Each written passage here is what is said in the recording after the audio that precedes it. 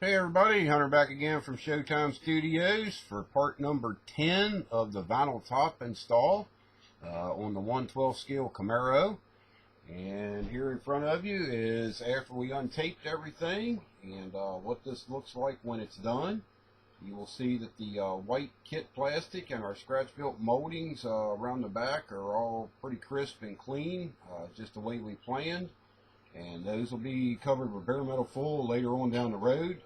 They will have to be masked off again when the painting starts, and also they'll be masked off when I do the black for the vinyl top, which is what color it will end up being when it's done. And overall it's come out pretty good. This is still pulling down. It's still a little bit more texture to it than what it will be when it fully dries out. And one thing that I've noticed with this type of paint is when you can't smell it anymore, it's pretty much as dry as it's going to get. But if you spray it and you can, a few hours later you can still smell the solvents in it, it's not fully dry yet. So I'll hold it up here a little bit closer and let you get a view of what it looks like. I actually did 3 coats of the texture paint on this, and it came out real good for 12 scale. And we haven't cleaned anything up. That's just the way it was sprayed. And overall, I'm real happy with it. I think it's going to look the part, especially when we paint it black.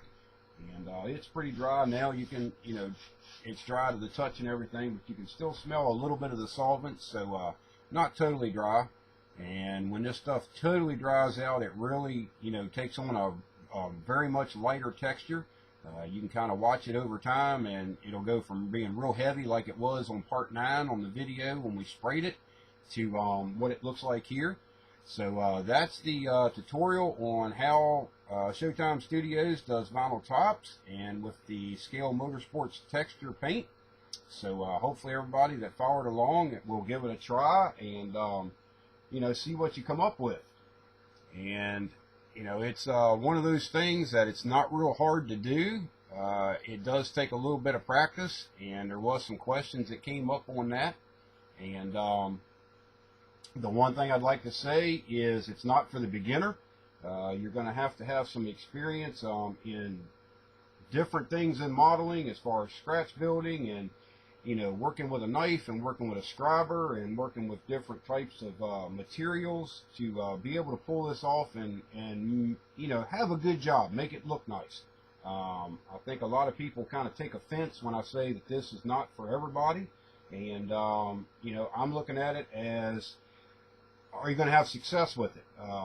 My technique, we've done it right here on the camera, right in front of you.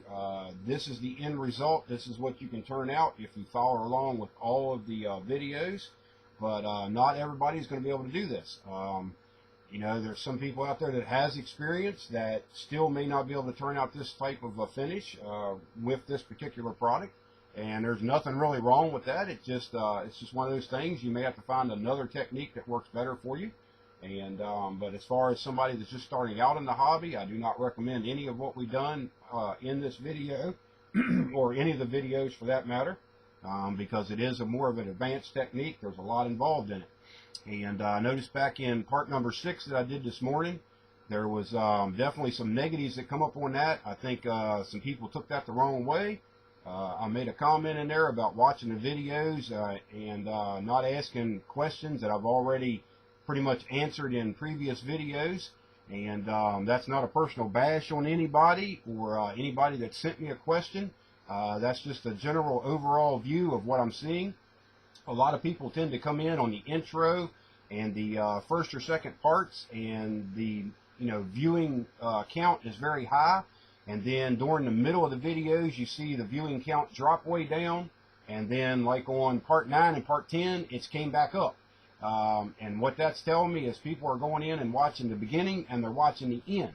And the problem is with that is the way that I do my tutorials, I'm giving you all the information, I'm showing you all the tools, I'm doing everything in front of you on camera for the most part, and I'm putting all the information out there. But you have to watch all of the video series to get the most amount of information out of it. And I wanted everybody to make sure that they watched them that was interested in the technique, so you don't have a failure. If you do everything that we did here on camera, you should be able to turn out a decent product, and that's what I'm after. That's what my tutorials are for. So anybody that took that the wrong way and left a little thumbs down thing, I don't know if it's because I said something that you felt was negative, but if that's the case, you know, I'm not always 100% positive. That's me. That's the way I am. That's the way my channel is. And, you know, there's one of two things that can happen there. You can either accept it for what it is, or, you know, you can drop me off your subscription list and just don't pay any attention to my videos. You know, hopefully that doesn't happen, but if that's the way, you know, if you don't like what I'm saying in the videos, or, you know, the points that I'm trying to get across, then, you know, my channel is not for you. But I'm not going to continue to change the channel around and delete videos because people are unhappy with things that I do. That's going to stop. Actually, that has stopped. Just like with the review videos and things like that.